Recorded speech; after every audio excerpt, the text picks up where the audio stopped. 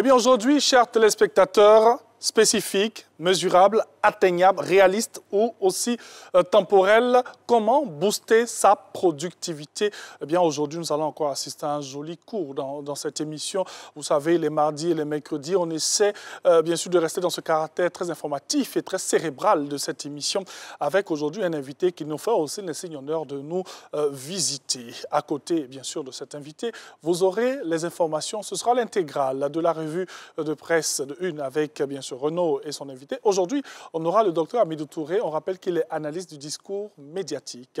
On va échanger, bien sûr, sur ces différents titres et les décortiquer surtout pour vous permettre de mieux comprendre l'actualité de chez nous. Bonjour et bienvenue. Vous êtes à Matin Bonheur, votre rendez-vous que nous vous proposons tous les jours, du lundi au vendredi, de 7h à 8h. On essaie, tant bien que mal, de vous permettre de passer un agréable moment sur la chaîne qui nous rassemble tous et de surtout bien démarrer la journée. Allez, on démarre aussi avec ceux qui vont agrémenter ce beau moment. Renaud, il essaie, il commence à arranger la veste et en même temps. Très cher, comment ça va? Ça va, super. Les affaires? Ça va, super. Ça peut aller? Et le mardi? Ça va, le mardi, il se passe très bien. Il a bien commencé en tout cas. C'est un peu comme un étudiant de l'ENS. Ah bon, hein? Il ne nous a pas tout dit. Est-ce que je n'étais pas le chef de classe qui va prendre la mauvaise place? Qui est fou, hein? Non, mais il fallait bien se mettre. Non, on a cassé les codes. C'est important, il faut revenir aux fondamentaux. Ouais, il aime ça, hein? Oui, il faut revenir aux fondamentaux. Pochette et tout. C'est très... Le mardi, on va parler de l'intégrale. Oui, c'est bien cela. Ouais, c'est bien ça. Grand monsieur. Oui, ouais. Tu as déjà planté le décor avec Dr Touré Hamidou. Aujourd'hui, on va parler de divers sujets, dont la rentrée parlementaire qui s'est tenue hier, et puis d'autres sujets. On a eu l'investiture du président américain Donald Trump. Oui. Voilà, entre autres sujets qu'on va aborder. Et ces discours fracassants. Hein? Dr Hamidou Touré, bonjour. Bonjour. Comment ça va? Oui, ça va. On est habitué maintenant. Hein? Oui, très habitué. Attends, on va de ce côté-là parce qu'on va accueillir quelqu'un. Oui, bien sûr. Lui, il est très galant. Hein? Donc, voilà. C'est une dame que nous allons voir aujourd'hui. Oui. Avec elle, on va savoir comment booster notre productivité. Hein? Parce qu'on aime décider des choses, on a envie de faire des choses. On est en 2025, il faut savoir où on va et qui on est véritablement. Nous avons le plaisir de la voir, Madame Tchansia Yoro. Elle est coach. Bonjour. Bonjour. Bienvenue. Merci. Vous allez bien? Ça va très bien. Vous mettez à côté de Renaud? Oui. Bon, on va s'asseoir ici. Voilà, mettez-vous là. Voilà, mettez-vous là. Voilà, OK. Bienvenue à la maison. Merci beaucoup, c'est un plaisir d'être sur ce plateau. Ah, et nous, c'est un plaisir de vous recevoir. Hein. Merci beaucoup. Illuminer un peu cet endroit, ce salon. Merci. Alors, donc, on commence avec Renaud d'abord. Et le docteur, on a dit qu'on allait essayer de décortiquer un peu l'actualité. C'est bien cela, c'est bien cela. Les téléspectateurs le savent, hein, tous les mardis, on fait un gros format avec nos différents intervenants. Aujourd'hui, on a la chance d'avoir docteur Hamidou, voilà, qui nous permet à chaque fois de sublimer les différents sujets qu'on aborde. Et je le disais tantôt, aujourd'hui, on va parler de la rentrée parlementaire qui s'est tenue hier. À cette occasion-là, le président de l'Assemblée nationale, M. Adama Bictogo, a lancé des messages très forts, dont un relatif à l'élection présidentielle qui va se tenir, on le sait, en Côte d'Ivoire en octobre 2025. On va parler aussi de l'investiture du président américain Donald Trump, le 47e, bon, l'ancien nouveau président, qui revient à la Maison-Blanche. Et puis, bon, on va parler d'autres sujets encore, dont un relatif au programme national de stage qui a été lancé hier aussi. Voilà, ce programme-là qui va permettre à 147 000 jeunes, pour cette session-là, de bénéficier de stages en entreprise. Parlons de Donald Trump, il arrive avec des hommes. Hein. Oui, bien évidemment. On n'avait pas l'habitude de voir, hein, même des stars de la télévision aussi. C'est bien cela, et je veux dire, c'est tout ce patchwork-là de célébrités, parmi lesquels on compte l'homme le plus riche du monde, hein, Elon Musk, qui va présider aux destinées des États-Unis pendant les 4 prochaines années. Et bon, tout à l'heure, vous parliez de déclarations fracassantes. Parmi ces déclarations-là, justement, il a annoncé qu'il allait rapatrier des milliers de migrants irréguliers des États-Unis. Il allait les conduire aux frontières. Et bon, on sait que l'homme, pendant les 4 dernières années où il était président des États-Unis, il a exécuté une partie des promesses qu'il avait faites. Donc, bon, il faut s'attendre à bientôt avoir des camions entiers aux frontières américaines pour faire sortir les migrants irréguliers. Bien sûr, et parlant même des déclarations fracassantes, on a cette information-là. Hein, la loi américaine va reconnaître que le sexe masculin et le sexe féminin. Bon, ça, c'est l'un des points sur lesquels, bon, docteur Hamidou... Oui, mais il a déjà signé le décret. Non, hier, ça a été l'occasion pour lui de signer d'importants décrets, et dans celui-là, sur l'immigration également.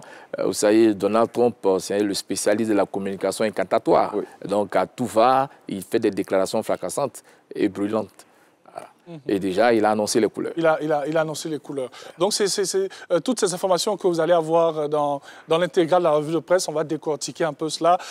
Concernant la Côte d'Ivoire, moi, ce que j'ai aimé, c'est cette belle image avec ces États représentés à l'Assemblée nationale hier, hein, ces représentants des différents hémicycles. Oui, on a eu quoi, docteur, vous permettez, le Sénégal, le Ghana, le Sénégal, le Nigeria, le Bénin aussi. Oui, c'est une stratégie diplomatique interparlementaire, j'allais dire, pour essayer un peu de consolider la paix et la démocratie sur le plan régional. Oui, bien sûr, devant le grand oral du PAN. Alors, en tout cas, merci beaucoup à vous.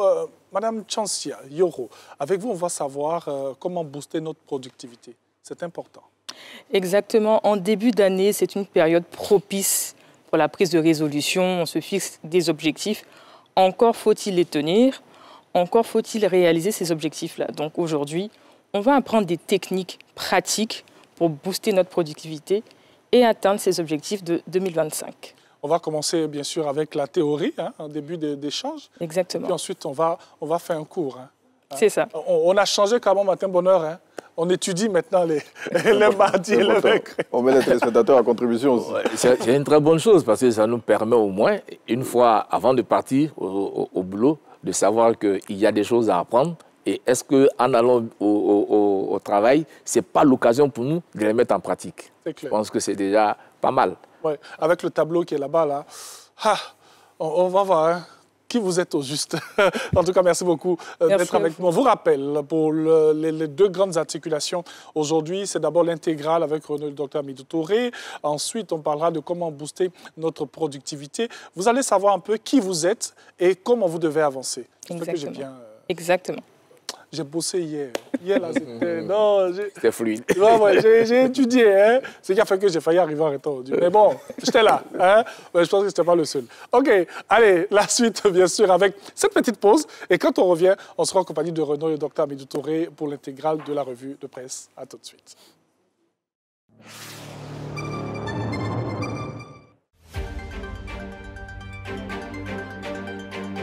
Le Grand Journal, un contenu de 45 minutes. En politique, en économie, en société, en sport et culture. Des reportages, interviews, dossiers, grandes enquêtes. Tous les sujets qui vous intéressent dans une grande édition. Retrouvez le Grand Journal. Tous les derniers vendredis du mois à 20h sur RTI 1.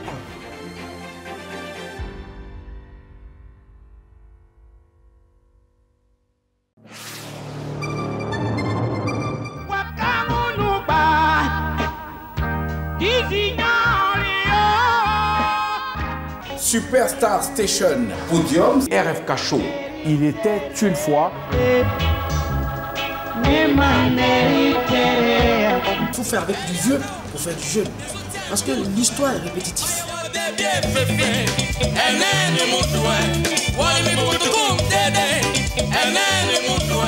Ce qui était ancien était beau.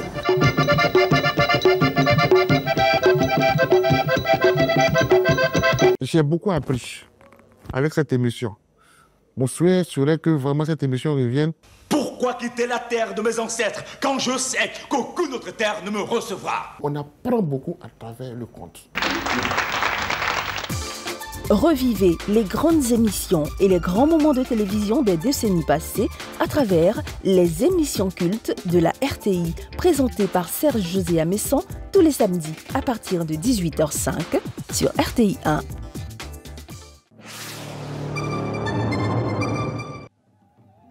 Le canton ABV est un agglomérat de 4 villages et d'une sous-préfecture. Nous nous focalisons sur le village Ouahin et la sous-préfecture de Loviguiri.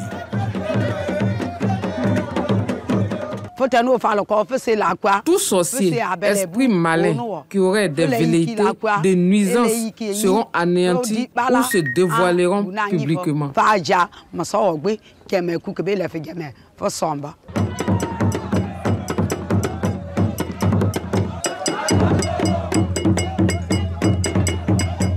Quand le réel et l'irréel se côtoient pour créer un cocktail explosif.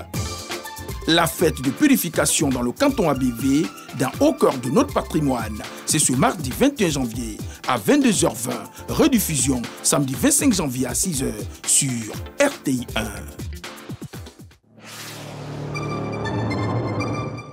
Retour sur les temps forts qui ont marqué l'actualité en 2024 sur le plan institutionnel, en économie, en politique, en société, en sport, sur le web.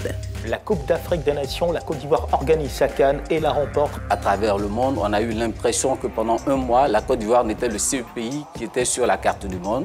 Rétrospective 2024, les points saillants de l'actualité en 2024. On se souvient encore de la dissolution de la FECI. À quel commentaire sur ces cas de figure, Serge? Nous en sommes à presque 10 universités. Il faut que cet environnement-là soit assaini pleinement. La dernière action en date de la FECI avec mort d'homme a véritablement plombé l'évolution de notre enseignement supérieur.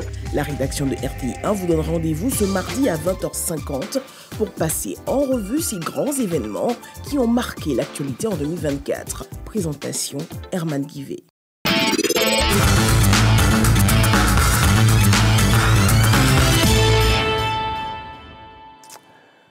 Voilà, merci de nous retrouver pour l'intégrale de la revue de presse. On l'a dit aujourd'hui qu'on va faire en compagnie de Dr Touré Hamidou, on le rappelle, analyste du discours médiatique. Ça, c'était en train de nous échapper, il faut bien le rappeler. Dr Hamidou, bonjour. Bonjour Renaud. Merci d'être avec nous. On fait un coucou à Dr Topé également. Et avec vous aujourd'hui, Dr Touré, on va aborder 6 sujets. Le premier, on l'a dit, on ne pourrait commencer sans évoquer ce sujet-là.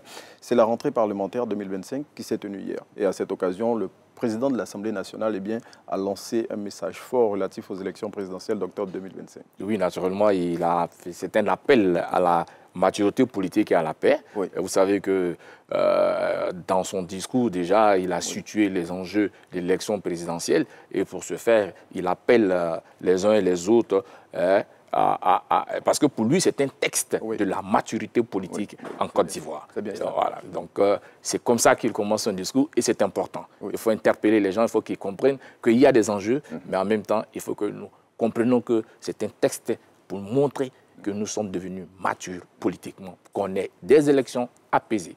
Et justement, élections apaisées sur lesquelles il a insisté. Voilà, vous l'avez dit, il a invité tous les acteurs politiques et partant toutes les populations vivant en Côte d'Ivoire à justement mettre bas la terre et surtout ne garder qu'un seul objectif en tête, c'est celui de la préservation de la paix et de l'unité nationale. Oui, à cet effet, il a même invité également les élus, voilà, qui sont donc des garants de la cohésion et de la paix dans leur département, à donner l'exemple, à être des modèles de préservation de la cohésion sociale et de la paix. Justement, des modèles à travers leurs interventions publiques et surtout par rapport aux actes qu'ils posent aussi. Oui, parce que, vous savez, la parole publique est une parole assez sensible souvent. Et donc, si on n'arrive pas à canaliser cette parole-là, on peut, à un moment donné, charnière d'un discours, sortir des mots qui peuvent entraîner ce que nous avons déjà vu dans ce pays. Et donc, il faut une éthique du discours public. C'est bien cela. Et bon, Dr Touré Hamidou est bien placé pour en parler. Et justement, à cette occasion aussi, on a vu la diplomatie parlementaire ivoirienne qui vraiment a déployé ses ailes à travers la présence de nombreux représentants de parlements étrangers. Pour Adama Bitogo, le fait d'inviter tous ces parlementaires, ces pairs d'Afrique, de la sous-région, c'était une façon pour lui de montrer que la diplomatie parlementaire, si je peux ainsi m'exprimer, joue un rôle stratégique. Et cela va permettre à un moment donné à cette diplomatie de veiller à la démocratie, à l'application de la démocratie et de la paix au plan régional. Et c'est important. Et justement, on a vu les interventions des représentants des assemblées nationales du Sénégal, du Nigeria, du Ghana, du Bénin. Du Bénin. Oui. Vous voyez déjà que c'est un début, c'est la CEDEAO, ça. Oui, justement, CEDEAO, justement, sur laquelle on avait traité différents sujets qui n'étaient pas toujours des sujets où il y avait l'entente cordiale entre tous les pays. Et puis, justement, il a dit aussi que l'unité et la responsabilité doivent être de mise face aux défis de notre région, en parlant toujours de diplomatie parlementaire. Oui, vous savez que surtout notre sous-région, il y a le défi sécuritaire qui provoque. Et donc, une déflagration dans un pays donné est une porte ouverte, naturellement, à l'insécurité. Et surtout, cette insécurité qui vient de l'AES, c'est le djihadisme. Et donc, avoir, j'allais dire, ces théories sur votre territoire, c'est difficile. C'est éprouvant parce qu'en même temps, ça désorganise tout. L'économie est à plat, la perte en vies humaines, enfin, c'est un dégât, c'est un chaos. Et justement, la Côte d'Ivoire qui accueille de nombreux réfugiés au nord de la Côte d'Ivoire, des réfugiés qui viennent, comme vous l'avez cité, de certains pays de l'AES, Mali et Burkina principalement, c'est eux-là qui sont en proie aux attaques des terroristes. Les terroristes, oui. Et bon, naturellement, pour l'instant, en tout cas, nos forces de l'ordre et de défense arrivent à contenir cette invasion. Donc, vous comprenez toujours pourquoi il y a des grincements de dents du côté septentrional de la Côte d'Ivoire. Et justement, la Côte d'Ivoire aussi qui offre le gîte à ses frères. Oui, absolument. Il y a un programme qui a été déployé pour les accueillir, dans des localités du nord de notre... Malgré tout, ça n'empêche pas que les uns et les autres puissent revenir, entrer et sortir. Et donc, nous veillons au grain pour préserver notre paix. Et donc aussi, c'est un appel face à... C'est important quand même ce discours du PAN, parce que il faut comprendre qu'il y a une nécessité de préservation de la paix, de la tranquillité, et parce que tout ceci aussi permet les performances économiques. Voilà, et parce qu'il a parlé de résilience économique dans son discours, et c'est important. Bon, allez, docteur Hamidou, on referme ce sujet relatif à la rentrée parlementaire 2025, et on parle d'un autre qui, lui, s'intéresse aux jeunes. Le programme national de stage qui a été lancé hier par le Premier ministre Robert Begré-Mombé. Et ce programme va permettre d'offrir des opportunités à 142 000 jeunes ivoiriens. Ah oui, ce sont des jeunes gens diplômés, diplômés qu'on va mettre en stage. C'est bien cela. Un stage au sein, en immersion dans des entreprises, l'apprentissage, etc. Et puis une reconversion, parce qu'on peut sortir avec une licence de l'enseignement supérieur, mais est-ce que c'est adapté au marché de l'emploi? Et donc, pour essayer de juguler la crise de l'employabilité, il y a donc ce stage qui va permettre aux jeunes d'aller se frotter au monde du travail et à partir de là, ils cherchaient à s'insérer. Et justement, ces jeunes-là, pour lesquels souvent dans les entreprises, on demande de l'expérience et qui ne l'ont pas toujours, donc c'est l'un des objectifs de ce programme national de stage aussi. C'est justement, le stage, il est important. Après la théorie, on va sur le terrain et on essaie de se confronter aux réalités du terrain. On apprend les ficelles du métier et donc cela te permet d'avoir de l'expérience et une qualification supplémentaire par rapport à ton stage qui peut te permettre de t'insérer facilement. Et donc 142 000 jeunes qui ont été ciblés par le ministère de la Jeunesse, qui pilote ce projet et qui vont bénéficier de cette opportunité. Il faut le dire aussi qu'en amont déjà, il y a ce programme existait. Ça permet aux jeunes gens d'être déjà en stage, etc., d'expérimenter aussi la reconversion. Et même, ils ont des primes de stage qui leur payent, donc, qui étaient vraiment des primes qui permettaient de les inciter à venir et à travailler. Et ce programme-là, donc vous l'avez dit, qui était déjà déployé à travers l'Agence Emploi Jeunes, qui a permis d'obtenir des stages à des milliers de jeunes en Côte d'Ivoire. Et justement, ce programme qui s'étend et qui est partie prenante de PG Gouv, jeunesse, du programme jeunesse du gouvernement ivoirien. Ça s'étend toujours, ce n'est pas encore fini. Pardon? Oui, ça s'étend toujours. Oui. Ce n'est pas encore fini, on le déroule et cette fois-ci, c'est un point très, très, très important parce que ça va permettre à beaucoup de jeunes. Hier, si vous avez vu vraiment les images, les jeunes sont sortis, les étudiants. Et on le voit ici, on le voit ici. On le voit sur le titre de l'avenir. L'avenir, ils étaient présents et ça les intéresse parce que ça parle d'employabilité. Et donc, pour les jeunes gens, il s'agira maintenant d'aller sur la plateforme avec l'intelligence artificielle, introduire son CV et voilà, rechercher à se faire insérer ou à être inséré. Donc, ça va résoudre un tant soit peu le problème de l'employabilité des jeunes. Justement, et justement, tous les jeunes Ivoiriens qui sont appelés à aller s'inscrire sur les plateformes qui vont leur permettre de bénéficier de ces stages. Et donc, il faut consulter l'avenir de ce jour pour avoir toutes les informations. Et puis, docteur, Abidjan compte 200 quartiers précaires. C'est ce qu'a dit le ministre Bruno Nabagné-Koné hier.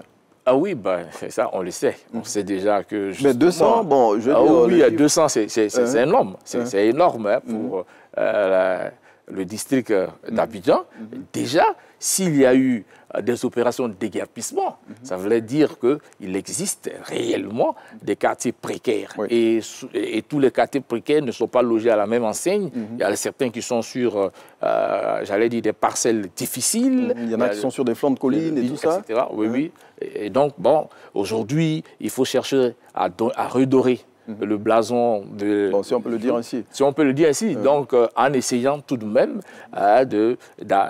de mener des opérations, mais il faut que ces opérations aient un caractère un peu plus humain, un visage humain. Il y a le programme d'aménagement des quartiers précaires d'Abidjan qui a été lancé depuis quelques années, qui va bénéficier d'un financement de 32 milliards, plus de 32 milliards de francs CFA, pour permettre d'installer des infrastructures au moins de base dans ces quartiers-là. Ça veut dire que c'est une préoccupation et que le gouvernement a entendu le cri de cœur de ces populations qui vivent dans ces zones à risque. Oui, justement, et parmi ces zones, ces quartiers précaires, là, on a les quartiers Jesco, Aklomniabla, les quartiers Bardo de San Pedro, le plus grand bidonville d'Afrique de l'Ouest, et puis d'autres quartiers encore qui vont bénéficier de ce programme-là. Et le ministre Bruno Nabangé Koné l'a annoncé hier au cours de son déjeuner annuel, où il reçoit la presse. Et puis, justement, mais ces quartiers-là, docteur, abritent, puisque c'est le ministre qui l'a dit, plus d'1 900 000 personnes.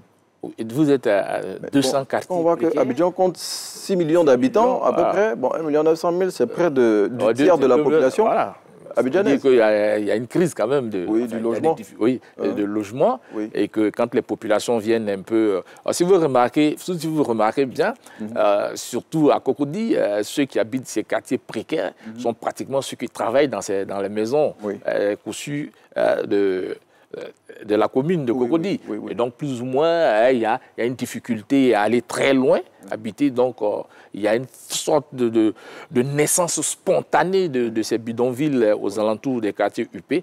Et donc, mais quant à cela, s'étend pratiquement vers GESCO également. Ça veut dire qu'à tout moment, il y a une crise, il y a un problème de logement. Et donc, les gens s'installent de façon anarchique là pour vivre. D'où la nécessité pour le gouvernement justement de restructurer ces quartiers-là pour permettre à toutes les populations... Donc il faut leur donner toutes les commodités du développement pour qu'au moins ils se sentent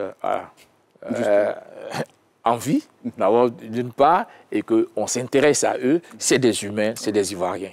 Et justement, c'est ce que le gouvernement a décidé de faire à travers le PACRA, qui va permettre de restructurer ces quartiers-là et de leur offrir des infrastructures de base. Docteur, on sort des quartiers précaires et on va parler d'une opération de déguerpissement qui va s'intéresser aux garages anarchiques qu'on trouve un peu partout dans le district d'Abidjan. Oui, ça a commencé déjà par Trècheville. Voilà, et vous savez, à Trècheville, il est quasiment impossible de circuler en voiture dans les rues de Trècheville. Partout, il y a des garages. Je me demande comment les gens arrivent à vivre avec du bruit, des klaxons, etc. Mais vraiment, il faut assainir ce milieu. Il faut que les garages anarchiques puissent, qui jalonnent la ville d'Abidjan puissent un peu... on va les enlever, et leur trouver un site, et chaque automobiliste qui a un problème va retrouver son mécanicien là où il faut. Le ministère de l'Hydraulique et de l'Assainissement et de la Salubrité donc, a lancé cette opération et il a sorti un calendrier justement pour les opérations dans les différentes communes du district d'Abidjan. Bon, c'est vrai qu'on ne pourra pas citer toutes les communes, mais en tout cas, pour ce qui concerne Cocody, c'est du 20 au 26 janvier. Donc, tous les propriétaires de garages anarchiques dans la commune de Cocody, ils sont informés. Je crois que c'est vraiment stratégique, le fait de donner le chronogramme. Parce que j'ai entendu à Trècheville, quelqu'un dit, mais on n'a pas été averti. Cette fois-ci, il y a un chronogramme. Justement, chacun est averti. Bien établi. Bien établi. Et donc, vous prenez vos dispositions. Voilà, parti. Mais c'est vrai que nous autres, ça nous arrangeait de les avoir là. À proximité. À proximité. Bon, maintenant, le désordre urbain aussi ne nous arrange pas. Et donc, voilà, on va aller les retrouver là où ils sont. Là où ils sont. Tranquillement. Et donc, pour la période, pour la commune de Cocody, ça sera du 20 au 26 janvier 2025. Donc, ça a déjà démarré depuis hier, normalement. Bingerville, qui va suivre, ça sera du 27 janvier au 2 février 2025. Bon, à Bobo, ça sera à partir de février et toutes les autres communes. Donc, voilà l'opération qui va s'étendre jusqu'au mois d'avril.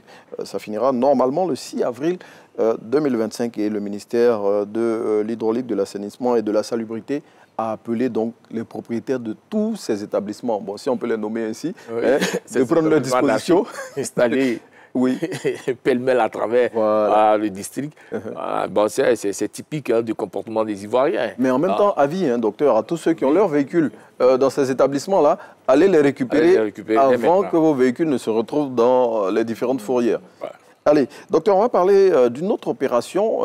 Elle ne sera pas de déguerpissement, mais surtout de fermeture d'établissements de loisirs à compter de ce jour. Le ministère du Tourisme avait donné un délai aux établissements de loisirs qui n'étaient pas en règle vis-à-vis voilà, du ministère du Tourisme. Et donc, l'opération de fermeture va démarrer aujourd'hui. Et comme toujours, on ne respecte pas les délais. Oui. Et comme toujours, on n'aime pas se conformer à la réglementation en vigueur. Oui. Comme les garages anarchiques dans le quartier, également, il y a des établissements qui opèrent au vu aussi de tout le monde. Oui. Et même quand ils sont réprimandés et quand ils sont interpellés, ils n'osent pas prendre le temps de se mettre en règle. On ne peut pas fonctionner dans l'anarchie. Je pense que c'est une bonne opération pour qu'on ne peut pas se permettre de fonctionner dans un pays où il y a des textes et être en marge des textes. Et ces établissements dont on parle, ce sont les maquis, les boîtes de nuit, les restaurants et les hôtels aussi, pour certains qui fonctionnaient dans l'illégalité sans aucun document officiel. Donc le ministère du Tourisme a décidé de taper du poing sur la table. S'ils sont dans l'illégalité, ça veut dire qu'ils ne payent même pas leurs impôts. Parce qu'ils n'ont aucune trace. Allons savoir. Donc il faut vraiment qu'ils se mettent en règle. Il y a des charges. Voilà. Et il y a des normes aussi à respecter.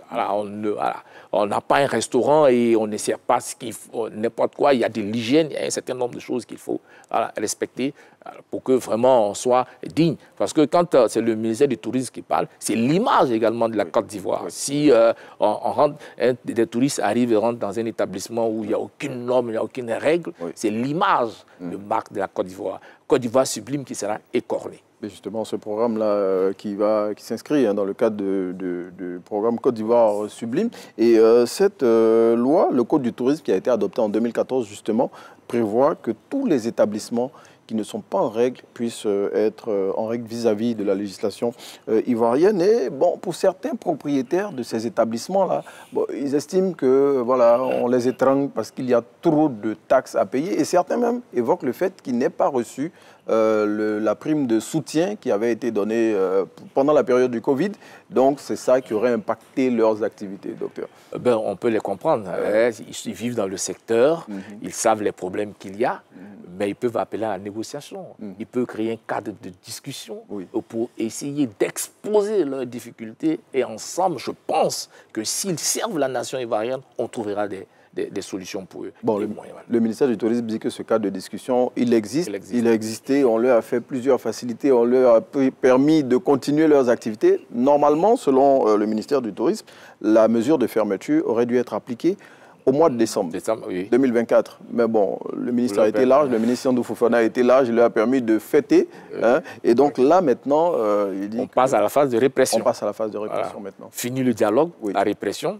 Et comme ça, quand on l'aura fermé, ils viendront se mettre en règle et comprendront qu'il est nécessaire pour eux-mêmes, pour leur image, pour ce qu'ils apportent à la Côte d'Ivoire, d'être reconnus et d'être dans les règles de l'art. Bon, on espère qu'ils vont agir dans les règles de l'art et d'être reconnus au vu aussi de tout le monde. Justement, parce qu'un pays organisé a besoin que tous ces secteurs d'activité soient très bien organisés. C'est ce que a dit le ministre du Tourisme, Sandi Fofana, qui justement est ferme pour cette fois. On va passer à la phase de répression. Bon, là, on ne parlera pas de répression. Pour le dernier sujet, on parlera plutôt d'investiture. Le 47e président des États-Unis a été investi hier et au cours de son investiture, justement, il a dit des messages forts. Oui, le 45e président, qui devient le 47e président, il connaît la Maison-Blanche. Hier, en grande pompe également, il a été investi. Et comme toujours, Donald Trump a fait du Donald Trump. C'est un spécialiste en communication incatatoire. À tout va, il annonce et hier, il a signé encore des décrets très importants. L'immigration les transgenres, etc. Oui, il a dit que les transgenres ne participeront plus aux activités féminines des différents championnats féminins. Bon, on ne sait pas dans quelle catégorie on va pouvoir les classer, mais il a dit... Donc on verra déjà, il a annoncé les couleurs. Ça, c'est du Trump. Hein. Il a annoncé les couleurs et également la question du Panama est encore à l'honneur. Il a dit qu'il allait annexer le canal du Panama. Le canal du Panama. Oui. Donc, il a signé d'importants décrets déjà. Ça veut dire que l'administration Trump a pris la main. Et vous savez qu'il s'est entouré aussi des hommes de caractère comme lui qui ont la manie de toujours faire des déclarations fracassantes. Elon Musk, par exemple, Et justement, avant son investiture, même, il avait donné le ton avec, par exemple, la trêve à Gaza. Justement, selon les analystes, hein, il a pesé de tout son poids pour que cette trêve-là soit obtenue et que des prisonniers soient libérés. Et il a dit hier, l'âge d'or de l'Amérique, c'est pour maintenant. Oui, c'est pour maintenant, il a dit clairement.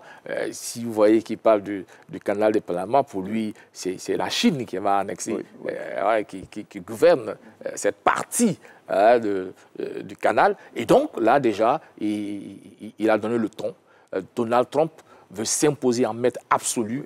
La preuve, il sort déjà de l'accord de Paris sur le climat. Oui, ça, il avait déjà dit. Il a commencé déjà. Voilà, donc ça, c'est du Trump, tout craché. Et justement, il a permis aussi au réseau social TikTok de préserver, de continuer à exercer ses activités. Oui, c'est un spécialiste, lui. Voilà. Vous savez qu'il contourne facilement les médias traditionnels. C'était X. Voilà, c'est le spécialiste. Il a lui-même son réseau social, Donald Trump, sur lequel il intervient après avoir été boosté hors des réseaux sociaux ordinaires. Et donc, justement, cet âge d'or de l'Amérique dont il parle, Dr Touré, c'est vrai qu'on a eu le premier mandat de Donald Trump qui avait été brocardé dans la presse internationale. Mais est-ce que, pour vous, ça se justifie, docteur ? Mais regardez bien Donald Trump. Hein, au départ, on pensait que c'était un feu de paille. Mais il est réélu face à Kamala Harris. Mais quand vous regardez ses partisans hier, vous comprenez que Donald Trump commence à devenir une figure emblématique de la politique américaine. Donc, c'est-à-dire que Trump, aujourd'hui, c'est le type de leader politique que les Américains souhaitent avoir. Et si déjà il commence à dire qu'il va renvoyer tous les travailleurs illégaux hors des États-Unis, mais il sait par ailleurs que ceux-là sont très importants dans l'économie, comme on appelle dans l'économie américaine. Et Donald Trump a encore l'idée de l'hégémonie totale de la guerre froide à l'époque des choses comme des États-Unis. Et c'est cet élan-là qu'il veut toujours inculquer. Vous voyez que la Chine, déjà, il s'y apprend. Le canal, il veut annexer. Et même une partie du Groenland au Canada. Et donc, il est dans l'impérialisme total des États-Unis. Et justement, c'est sur cette analyse du docteur Touré Hamidou relatif au 47e président des États-Unis qu'on va chuter pour ce numéro de l'intégrale de la revue de presse qu'on a été très heureux de passer en votre compagnie. Docteur Touré Hamidou, analyse du discours médiatique et enseignant à l'université Félix Houphouët-Boigny au département des sciences de la communication. Les sciences de l'information et de la communication. communication. Les sciences de l'information et de la communication. Bonne formulation. Oui. Allez, bonne journée. Nous, on vous laisse en compagnie de Thierry Angeval pour la suite de Matin Bonheur. Merci beaucoup à Renaud et à son invité, on l'a dit, le docteur Hamidou Touré. Il est analyste du discours médiatique. Avec lui, on décortique un peu l'actualité. Ça peut aller, docteur? Oui, ça va aller. Beaucoup de choses, hein? Oh, ben, aujourd'hui, on a eu vraiment du temps. Renaud était inspiré. Très mais les sujets étaient croustillants. Vous m'avez transmis votre inspiration. Comment? Vous m'avez transmis votre inspiration. Ah bon, hein? Oui. Ah, OK. En tout cas, merci beaucoup. Hein. Merci. Comme je disais, les sujets étaient très croustillants, très intéressants. D'abord, chez nous, avec l'Assemblée nationale. Ensuite, l'investiture de Donald Trump, qui est encore d'actualité, même sur les réseaux et tout. En tout cas, merci pour toutes ces informations, ces indications. Merci beaucoup à vous, Renaud. Bonne journée, très cher. On s'attrape après pour le petit-déj. C'est bien ça. Parce qu'il faut bien, quand même, manger ce matin. Allez, on va marquer une petite pause avec ce qui nous permet aussi de nous nourrir. Et puis, on se retrouve dans quelques instants. Tout de suite.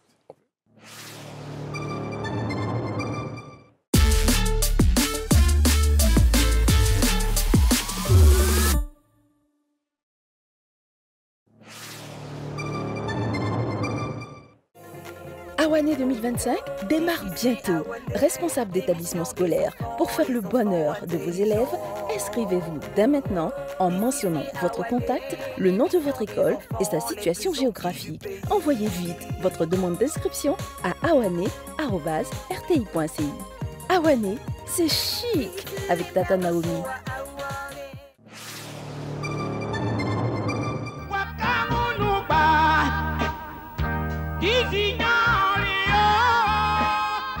Superstar Station, Podium, RFK Show.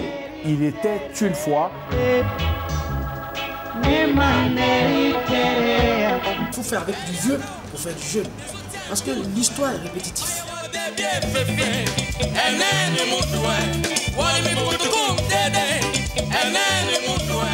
Ce qui est ancien était beau.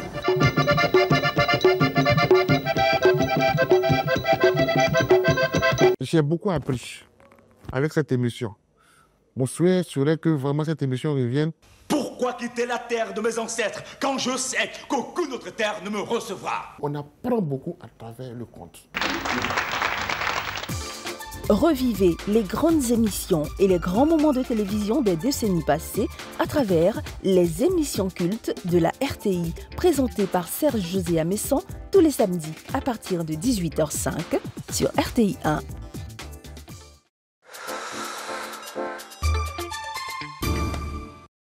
Chef d'entreprise, opérateur économique, ne manquez pas l'atelier de présentation du Code des investissements organisé par la SUGECI en partenariat avec le CPC le mercredi 22 janvier 2025 à la maison de l'entreprise SUGECI Plateau. Venez découvrir les nouvelles réformes introduites par l'ordonnance numéro 2024-857 et mieux comprendre les avantages offerts aux investisseurs. Inscrivez-vous dès maintenant au 07 47 43 35 93. CPC, le guichet unique de l'investissement en Côte d'Ivoire. J3A Partners AM, en collaboration avec l'Association ivoirienne des investisseurs en capital, organise la deuxième édition de l'Abidjan Private Equity and Venture Capital Summit du 3 au 4 avril 2025 au Palais des Congrès du Sofitel Hôtel Ivoire. Opérateurs économiques de tout secteur, investisseurs institutionnels, fonds d'investissement, start-up, fournisseurs de services, vous êtes tous conviés à cette messe annuelle du financement. Infoline, plus 225 27 22 51 85 18.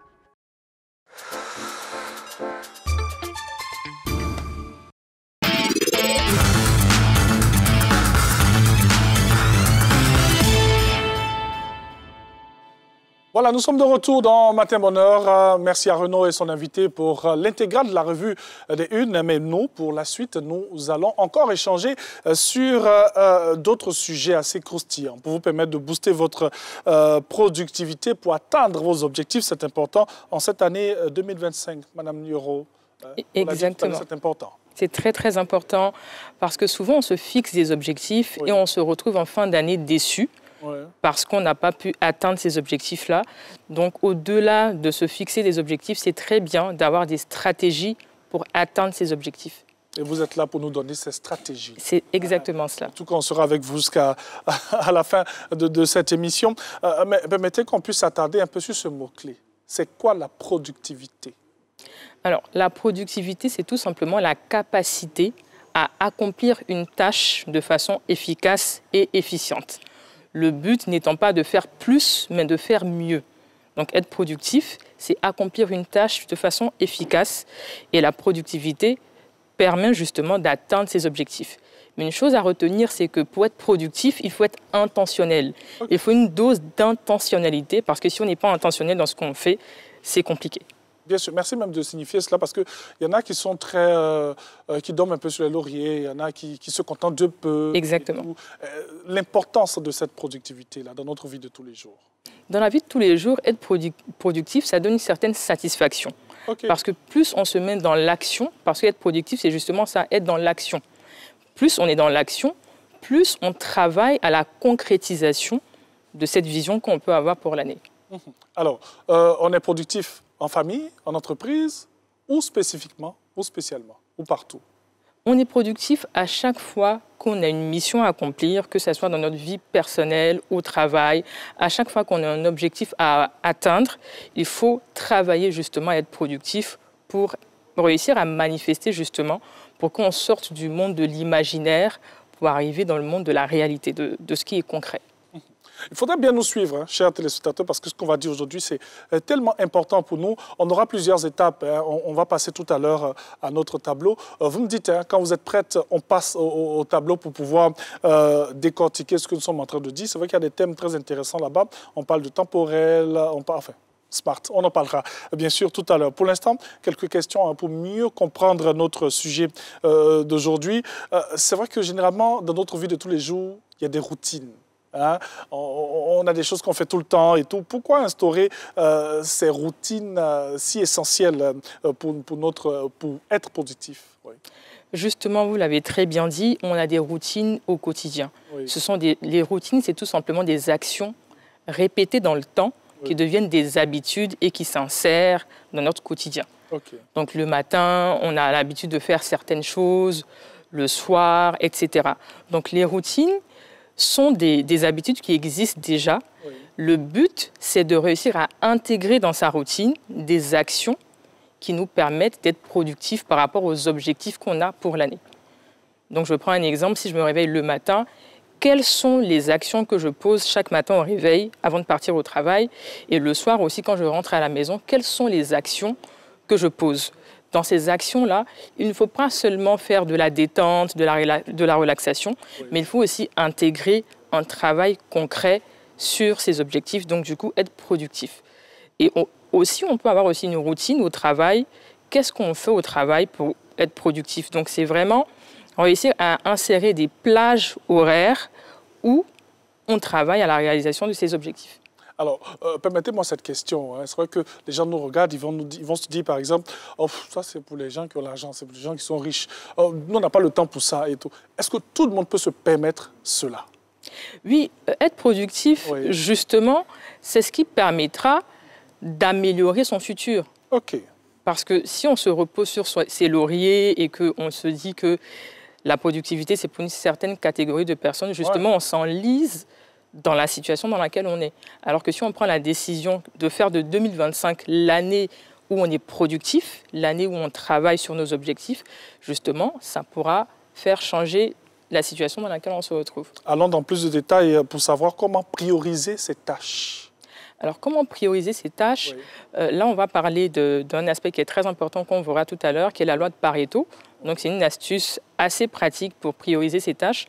Mais ce que je peux dire en amont, c'est que lorsqu'on se fixe un objectif, très souvent, la non-réalisation de l'objectif ou bien le non-accomplissement de l'objectif n'est pas dû à une certaine incapacité ou au fait qu'on n'est pas apte à réaliser cet objectif-là. Mais souvent, c'est dû au fait que l'objectif en lui-même a été mal formulé. C'est un objectif surréaliste, inatteignable. Okay. Justement, tout à l'heure, on va voir comment bien formuler les objectifs. Donc, le plus important, c'est d'avoir un objectif bien formulé. Et lorsqu'on formule l'objectif, on va maintenant dresser la liste des tâches à accomplir pour la réalisation de cet objectif bien précis. Une fois que cette liste est dressée, on parle généralement de to-do list, on va maintenant voir quelle est la tâche qui sera prioritaire, la tâche la plus importante. Et comme je le disais tout à l'heure, on va avoir une astuce pour bien prioriser ces tâches. Mais vous savez quoi? J'ai un vilain défaut, je suis très impatient. On peut y aller, allons-y. Pour voir, bien sûr, comment, de manière plus pratique, vous allez améliorer votre productivité et puis ne pas rester comme ça à stagner et tout. Exactement. 3, 2, 1, je suis à vous, je vous écoute. Donc tout à l'heure, je disais que pour fixer ces objectifs, il faut que l'objectif soit très bien formulé. Okay. La formulation de l'objectif va participer au fait que l'objectif puisse être atteint ou pas. Donc, il y a une méthode assez utilisée, qui est utilisée généralement pour fixer les objectifs, c'est la méthode SMART. Okay. Donc, SMART, c'est tout simplement un acronyme. SMART signifie intelligent, mais c'est un acronyme et chaque lettre, en fait, a un objectif précis pour la formulation de l'objectif. Donc, S, c'est pour spécifique. L'objectif doit être spécifique, c'est-à-dire précis. Okay. Il doit avoir une précision lorsqu'on formule l'objectif. Ça ne doit pas être général ou vague. Avec quelques exemples tout à l'heure, on verra comment avoir un objectif spécifique. Oui, allons-y en même temps. Donc, du coup, l'objectif doit être aussi mesurable. Oui. Mesurable, c'est-à-dire quantifiable. On doit avoir des données, idéalement chiffrées, pour avoir quantifier au fait l'objectif qu'on veut atteindre. Okay. Pour un exemple, je veux perdre du poids. Perdre du poids, c'est un peu trop général. Mais lorsqu'on dit je veux perdre par exemple 5 kilos, là, on a mesuré l'objectif. L'objectif doit être aussi atteignable. Atteignable tout simplement pour dire que l'objectif que l'on s'est fixé, on doit pouvoir l'atteindre avec les ressources disponibles. Et quand on parle de ressources disponibles, ce n'est pas seulement les ressources financières. Elles comptent, mais il y a aussi les ressources humaines. Est-ce que je suis la personne qu'il faut pour atteindre l'objectif? Ou est-ce que je connais la personne qu'il faut pour atteindre l'objectif? Et le plus important, est-ce que j'ai les compétences pour atteindre cet objectif-là? Donc si on se rend compte que, par exemple, on n'a pas les compétences pour atteindre l'objectif, le but à l'instant T ne sera pas cet objectif-là, mais le but à l'instant T sera l'acquisition de compétences pour atteindre l'objectif. Ensuite, l'objectif doit être réaliste. Il doit être adapté à ma réalité actuelle. L'objectif ne doit pas être surréaliste, par exemple aller sur Mars. Voilà. Il ne faut pas avoir des objectifs surréalistes, très peu pertinents, qui ne sont pas adaptés à ma réalité actuelle. Et enfin, le critère le plus important lorsqu'on parle d'objectif SMART, c'est le critère temporel. L'objectif doit être encadré dans une durée bien précise, bien déterminée. Donc, quand on revient à l'exemple de la perte de poids, par exemple, si je me dis je veux perdre du poids en 2025, c'est vraiment trop général. L'objectif, il n'est pas du tout SMART. Je vais plutôt dire, en 2025, je veux perdre, par exemple, 5 kilos en 6 mois.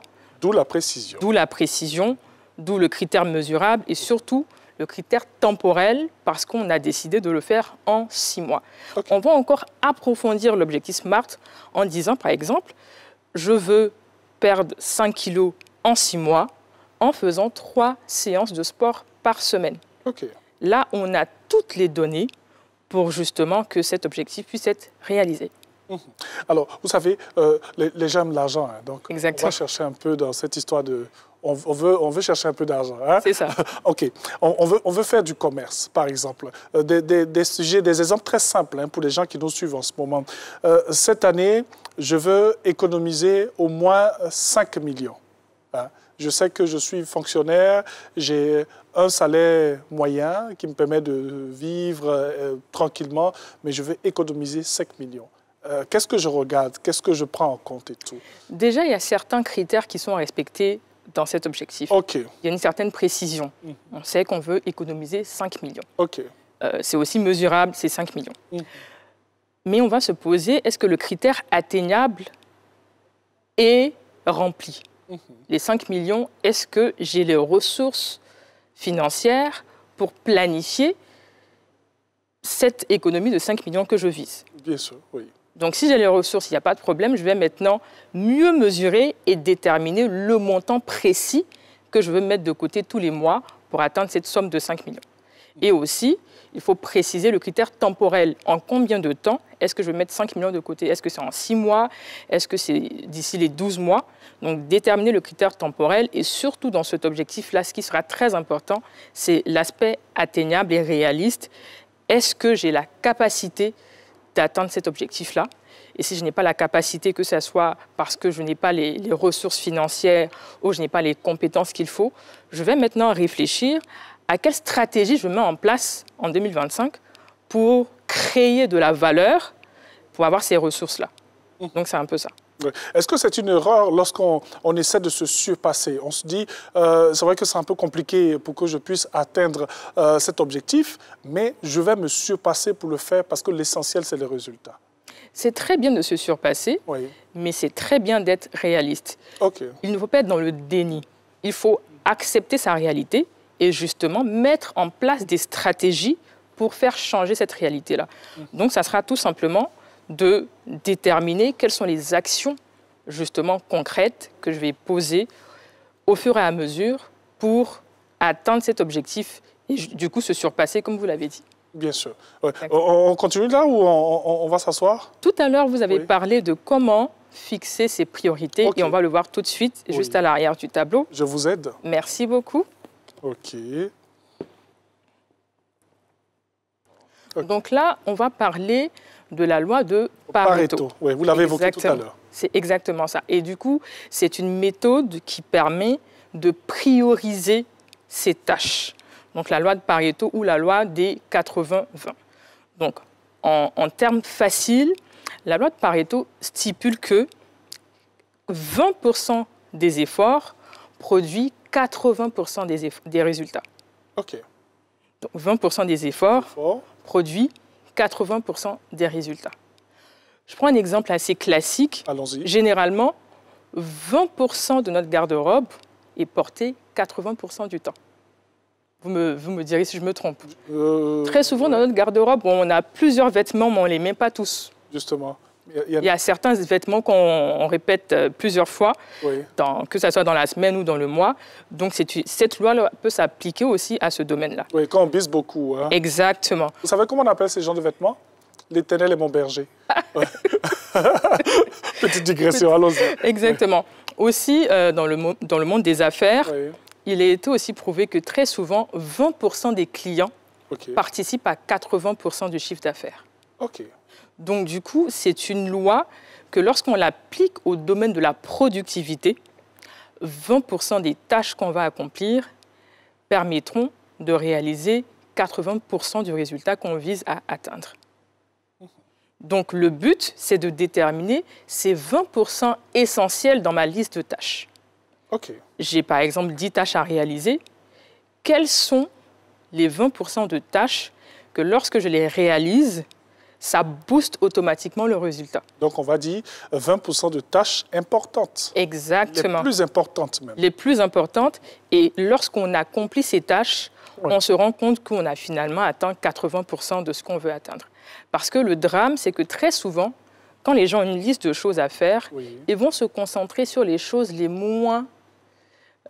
qui demandent moins de temps, les moins contraignantes. On se dit, je préfère évacuer ces choses-là et après, je me concentre sur les tâches les plus importantes. C'est ce qu'il ne faut absolument pas faire. Il faut faire l'inverse. Il faut plutôt faire l'inverse. Parce que lorsqu'on commence à travailler sur une tâche, on a notre énergie qui est au maximum. Il faut utiliser ce pic d'énergie-là sur les choses les plus importantes. Okay. Donc, plus on diminue notre énergie, plus on fait les tâches les moins importantes. Donc, appliquer la loi de Pareto à la productivité, c'est tout simplement dire que mes tâches les plus importantes, je commence par elles, c'est sur elles que je mets mon focus et ensuite, je fais les tâches les moins importantes parce que finalement, ce sont ces tâches les plus importantes qui me permettront d'atteindre 80% de mon résultat. Oui. Il y a quelques questions qu'on peut se poser pour déterminer ces tâches-là, les plus importantes. Par exemple, qu'est-ce qui est requis? Quelle est la tâche que je dois absolument faire? Quelle est la tâche que, par exemple, je ne peux pas déléguer? S'il y a une tâche que je peux déléguer, je n'ai pas besoin de m'attarder là-dessus, je délègue et je me concentre sur ce qui est important. Une autre question aussi qu'on peut se poser, c'est quelle est la tâche qui apportera le meilleur résultat? Donc, une fois qu'on détermine ces tâches-là, on commence aussi par cette tâche. Et enfin, on peut se dire, mais quelle est la tâche qui, lorsqu'elle est réalisée, m'apportera la plus grande satisfaction, la plus grande récompense? Donc, lorsqu'on répond à ces différentes questions-là, on peut facilement regarder la to-do list et sortir ces 20% de tâches les plus importantes et se focus là-dessus. Je reviens un peu sur ma question de tout à l'heure. Peut-être que ça revient dans tout ce que nous sommes en train de dire aussi. Nous sommes dans le cadre professionnel, dans le cadre familial, parce qu'on se dit que dans le cadre professionnel ici, c'est quelque chose qui peut superbement marcher. Dans le cadre familial, comment ça se passe? Dans quel canevas on se positionne pour pouvoir véritablement appliquer cela? La loi de Pareto, ce principe-là, on peut vraiment l'appliquer dans tous les secteurs. Dans le cadre professionnel, c'est encore plus pertinent, mais aussi dans le cadre familial. Dans le cadre familial, quelles sont mes priorités? Qu'est-ce qui va apporter le plus de satisfaction à mon cocon familial? Est-ce que c'est, par exemple, le fait de passer des moments de qualité avec mes enfants? Est-ce que c'est le fait de rester juste dans la performance, en train de chercher l'argent dehors et finalement on oublie sa famille? Donc, il faut voir l'ordre des priorités aussi dans le cadre familial. Et appliquer aussi cette règle-là et se dire que finalement, ce sont les tâches ou les objectifs qui apporteront le plus de stabilité à mon cocon familial qui seront priorisés. Bien sûr. C'est vrai que ce sont des thèmes techniques, mais c'est tout simple. C'est assez simple. très simple. Très, très simple. C'est vrai qu'au départ, quand vous avez commencé, je regarde, je dis, mais qu'est-ce qu'elle va me dire? Et là, après, tout de suite, j'ai compris que les 20%, ce sont les tâches les plus importantes que vous avez à faire dans votre quotidien. Ça. Et ces tâches les plus importantes vous permettront d'avoir au moins 80% de résultat. Du résultat. Si elles sont super importantes, on peut aller... On peut dépasser les 100%. Hein. C'est ça. Pourquoi pas? En tout cas, merci beaucoup pour toutes ces indications. On rappelle, on le signifie, que c'est un système très important, très simple. Oui, c'est très simple à mettre en place. Oui. C'est tout simplement, en fait, la loi de Pareto, c'est tout simplement la loi des priorités. Oui. Comment est-ce que je détermine mes priorités et comment est-ce que je me focalise? Et justement, puisque la thématique, c'est accroître sa productivité, booster sa productivité, plus on se focalise sur les tâches prioritaires, plus justement, on sera productif et plus le résultat escompté sera atteint. Avant de terminer cette émission, on rappelle juste que pour cette partie de ce tableau, c'est comment maximiser sa performance en appliquant la loi de Pareto. La loi de Pareto, tout simplement, c'est cette loi qui vous permettra d'avoir, bien sûr, des efforts de 20%. Les plus importantes, surtout les tâches, et un bon résultat de 80%. Et lorsqu'on retourne, voilà... On va continuer le cours. Hein. C'est ça. On vous permet bien sûr de fixer des objectifs avec la méthode SMART. J'aime bien le mot SMART. Oui. Hein? Ça nous permet d'être rapide, d'être efficace. Donc voilà, pour le petit résumé. On va retourner là-bas. Je sais que vous êtes trop arrêtés. Je vais vous permettre de vous asseoir quand même. Merci beaucoup. Pour terminer en beauté cette émission, on espère que vous suivez, vous prenez bonne note de tout ce que nous sommes en train de dire. Ça peut nous accompagner partout. Hein. Oui, dans la vie de tous les jours, dans le quotidien, parce que justement, avoir des stratégies de travail nous permet d'être efficaces. Je sais que souvent, ça peut être difficile à mettre en place, mais des petits changements qu'on apporte à notre routine au fur et à mesure, finalement, ça s'installe dans notre quotidien et ce n'est plus une pression mentale de mettre ça en place, mais ça devient vraiment très fluide et ça permet justement que 2025 soit l'année où enfin, on atteint nos objectifs et l'année de la réalisation, de la matérialisation de nos objectifs. Bien sûr, vous avez parlé, vous avez dit tout à l'heure un mot, hein, donc on revient sur la routine. Ça serait une belle routine pour vous, on ne va pas sentir que c'est vraiment une corvée, quoi. C'est cela. Mais dites-moi, est-ce que c'est en début d'année forcément qu'il faut ce genre d'exercice? Oui, en début d'année, c'est la période où il ne faut pas se contenter de se fixer des objectifs. Parce que souvent, on se fixe les objectifs, après on les met dans le tiroir, on les oublie complètement. Et en fin d'année, en décembre, on est un peu déçu. Donc en début d'année, au-delà de se fixer des objectifs SMART, comme on a pu le voir, il faut aussi avoir un plan d'action. Comment est-ce que je travaille pour atteindre ces objectifs? Quelles sont les étapes cruciales? Quelles sont les tâches à accomplir et comment est-ce que je les priorise? Donc c'est vraiment en début d'année qu'il faut avoir cette stratégie pour l'année pour justement, mois après mois, jour après jour, travailler. Une autre astuce qu'on peut aussi partager, c'est d'avoir des routines mensuelles. Au-delà de la routine quotidienne, matin et soir, c'est très bien d'avoir une routine mensuelle. Et dans cette routine mensuelle, qu'est-ce que je fais? Idéalement, je pense que c'est bien de la positionner en fin de mois. Par exemple, on arrive bientôt à la fin du mois de janvier. C'est bien de se poser en fin du mois et de faire le bilan du mois. Bien sûr. Qu'est-ce qui a marché? Qu'est-ce qui n'a pas fonctionné? Et surtout de se projeter sur le mois à venir, le mois de février à venir, par exemple, et déterminer, bon, par rapport à cette vision que j'ai pour l'année, par rapport à ces objectifs que j'ai pour l'année, quelles sont les actions que je dois poser en février, par exemple, pour au fur et à mesure avancer. Bien sûr. En tout cas, merci beaucoup. Merci à vous. On va se mettre dans le centre, là. Hein? D'accord. C'est là qu'on termine l'émission, généralement. Super. Et puis, je veux qu'on apprécie votre 6 boutons hein, de couleur verte et tout. Merci beaucoup à vous. Merci à vous. Pour toutes ces indications. Nous, on a des objectifs. C'est de faire plaisir à ces personnes qui prennent un peu de leur temps pour nous suivre du lundi au vendredi de 7h à 8h. On va vous retrouver avec beaucoup de plaisir encore pour échanger sur ces sujets très importants. Merci à toutes nos équipes. Merci à Jacques Brou et à la réalisation, à l'édito et à la production. On va faire un petit coucou à Marie-Eden Kwame. Hein? C'est ma petite femme. Elle a 17 ans. Elle célèbre son anniversaire aujourd'hui. Joyeux anniversaire à toi et que Dieu t'accompagne tout simplement. Bonne suite de programme sur RTI1, la chaîne qui nous rassemble tous. Que Dieu vous garde. Ciao, belle.